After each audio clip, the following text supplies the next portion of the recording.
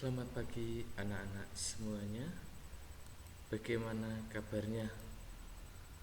Bapak harap kabar kalian di rumah dalam keadaan sehat dan baik selalu.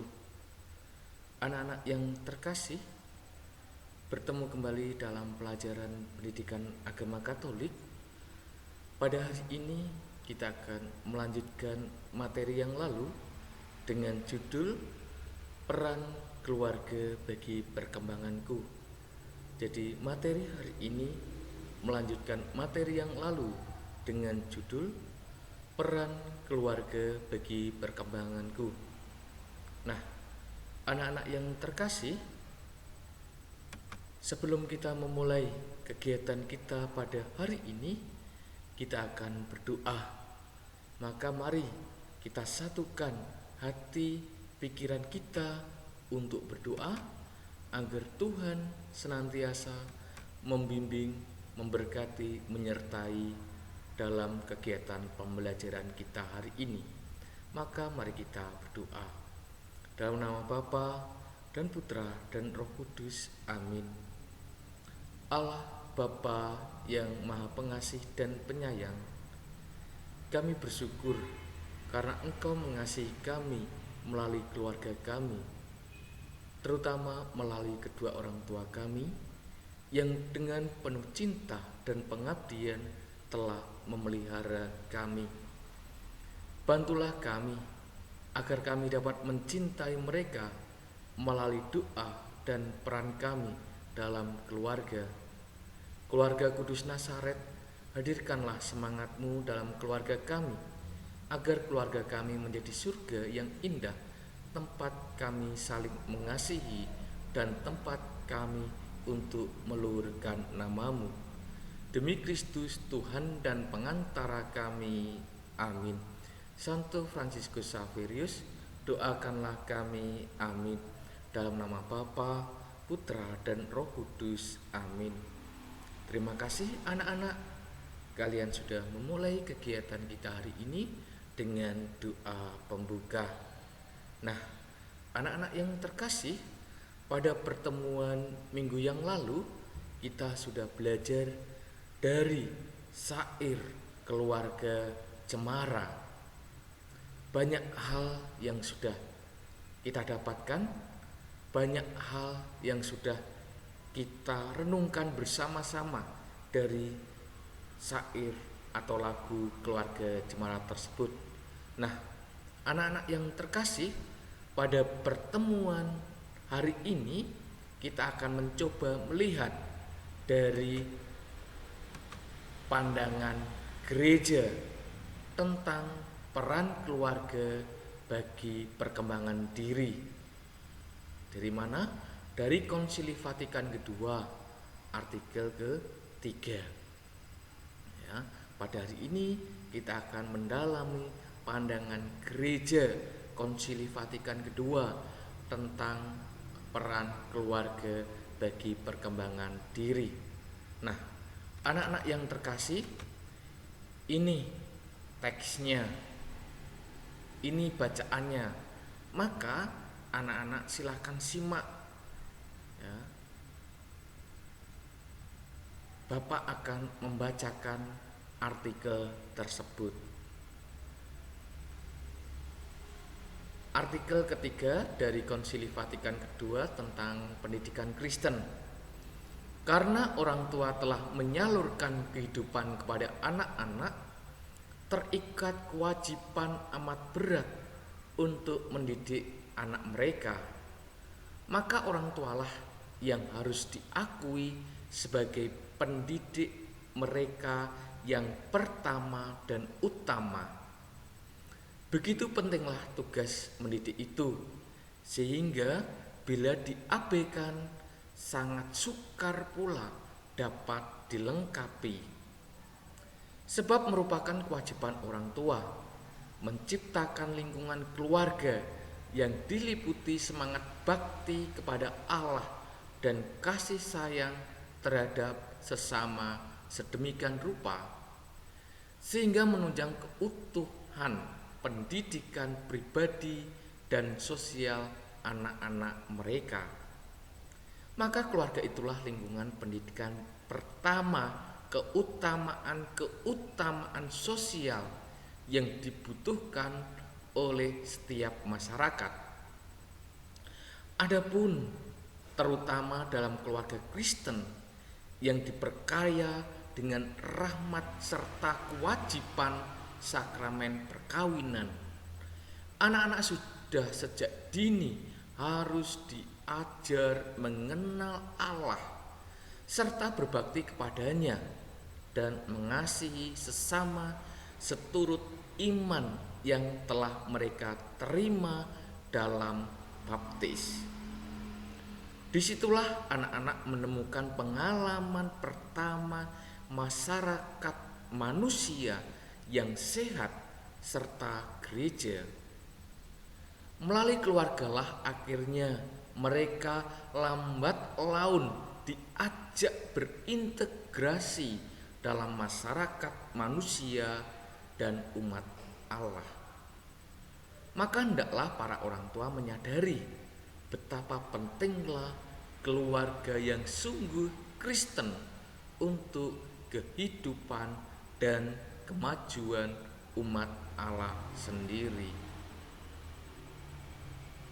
Nah, anak-anak yang terkasih, itulah artikel tentang peran keluarga bagi perkembanganku dari Konsili Vatikan II. Di dalam teks tersebut jelas tersirat bahwa orang tualah yang harus diakui sebagai pendidik mereka yang utama dan pertama, tidak bisa digantikan, ya, tidak bisa digantikan. Nah, anak-anak yang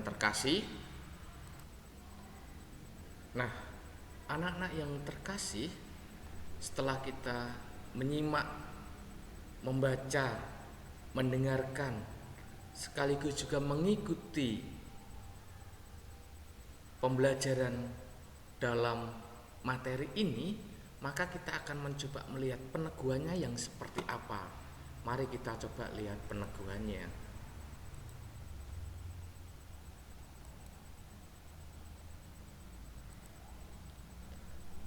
Yang pertama adalah menurut deklarasi tentang pendidikan Kristen, keluarga merupakan sekolah pertama. Jadi menurut deklarasi tentang pendidikan Kristen, keluarga merupakan sekolah pertama. Pengetahuan dan keterampilan dasar pertama-tama diperoleh dari keluarga. Khususnya dari mana? Kedua orang tua, ya kan? Karena orang tua telah menyalurkan kehidupan kepada anak-anak, orang tua terikat kewajiban, sekali lagi kewajiban amat serius untuk mendidik anak-anak mereka. Maka orang tualah yang harus diakui sebagai pendidik yang pertama dan utama bagi anak-anak mereka. Itu yang pertama. Lalu yang kedua, dengan demikian orang tua harus menyediakan waktu bagi anak-anak untuk membentuk mereka menjadi pribadi-pribadi yang mengenal dan mengasihi Allah. Kewajiban dan hak orang tua untuk mendidik anak-anak mereka tidak dapat seluruhnya digantikan ataupun dialihkan kepada orang lain. Jadi ini penting ya, kewajiban dan hak orang tua untuk mendidik anak-anak mereka tidak dapat seluruhnya digantikan atau dialihkan kepada orang lain. Ini mau mengatakan anak-anak bahwa pembantu, nenek, kakek, orang lain, itu bukan yang pertama. Tapi apa yang terjadi? Maka sebenarnya kalau anak-anak boleh protes, silahkan nanti direfleksikan di dalam rumah masing-masing, di dalam keluarga. Ketika orang tua, bapak, ibu kalian sibuk, tanyakan, "Mah, Pah, saya ini anaknya siapa?" Kalau anaknya mama papa, mestinya yang terjadi adalah orang tua selalu mendampingi, mengembangkan, mendidik kalian. Itu poin yang kedua. Lalu poin yang ketiga adalah orang tua berperan memperkembangkan diri anak-anaknya dalam keseluruhan segi. Maka orang tua selayaknya memberikan teladan perwujudan nilai-nilai mendasar dalam hidup dan nilai-nilai Kristiani, baik dalam perkataan maupun perbuatan. Anak-anak akan dengan lebih cepat belajar melalui teladan perbuatan orang tuanya ketika orang tuanya bisa menjadi model bagi mereka. Pendek kata, poin yang ketiga ini mengatakan bahwa orang tua itu hendaknya menjadi teladan. Tidak hanya sekedar berbicara, tidak hanya sekedar ngomong, tetapi sungguh-sungguh perkataan itu sungguh-sungguh dapat diwujudkan, dipraktekkan. Sehingga dengan ketika kita berbuat, ketika orang tua praktek, anak-anak mengerti, menyadari bahwa oh seperti itu. Itu poin yang ketiga. Lalu poin yang keempat, menurut Paulus dalam suratnya kepada umat di Efesus dikatakan bahwa anak-anak hendaknya taat kepada orang tua, menghormati mereka. Jadi anak-anak yang terkasih, ketika orang tua mengarahkan, ketika orang tua mendidik, ketika orang tua mengajar kalian, entah melalui kata maupun perbuatan, hendaknya kalian juga ikut melaksanakannya, ya, ikut taat. Ketika dek, nak, belajar, maka kalian belajar. Dek, nak, kalian makan, makanlah. Nah, inilah yang terjadi anak-anak, ya. Anak-anak hendaknya taat kepada orang tua, menghormati mereka. Nah, anak-anak yang terkasih dalam Kristus, setelah kita melihat peneguhan, mari kita refleksikan di dalam hati kita masing-masing. Anak-anakku yang terkasih, tentu kalian tidak asing dengan lagu Kasih Ibu. Sekarang cobalah nyanyikan lagu itu dalam hati kalian masing-masing dengan tidak tergesa-gesa.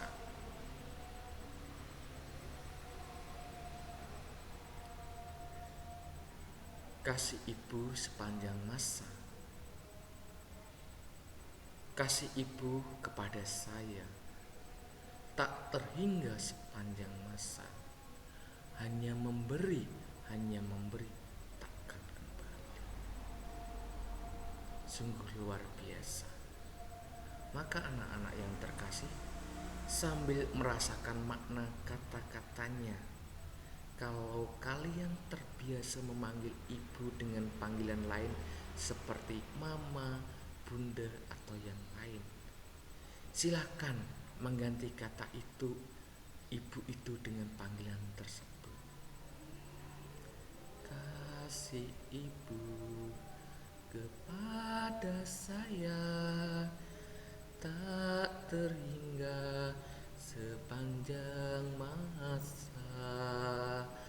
Hanya memberi, tak hanya memberi, bagai sang surya menyinari dunia. Silakan anak-anak resapi. Kata ibu bisa diganti kata mama, bunda.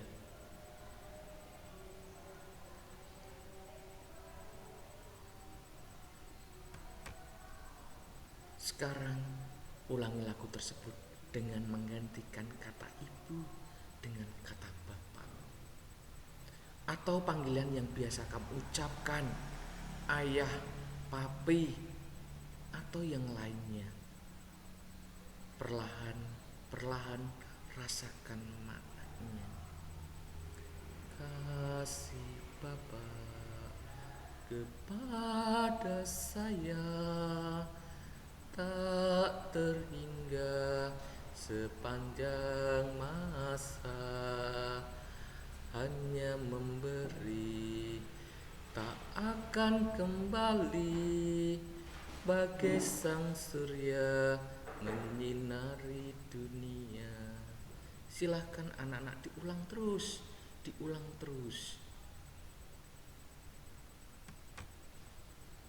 Bayangkan saat ini orang tua kalian ada di hadapanmu dan sedang memandangmu.